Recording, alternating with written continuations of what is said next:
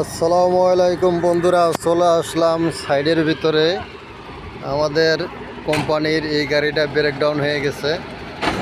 এই গাড়িটা নিয়ে আসলাম। এটা ইঞ্জিন হিট হয়ে যায়, তার জন্য গাড়ি এটা এখানে।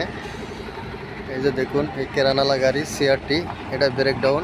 এটার ব্যাটারি খারাপ হয়ে গেছিলো, ব্যাটারি আমরা নতুন নিয়ে আসছি।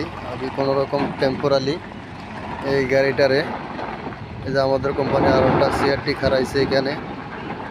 এই ব্রেকডাউন এটা এখন এই লোবেটের ভিতরে উঠবে। এই যে আমাদের কোম্পানির লোবেট আছে, এই লোবেটের ভিতরে করে নিয়ে যাওয়ার জন্য আসলাম।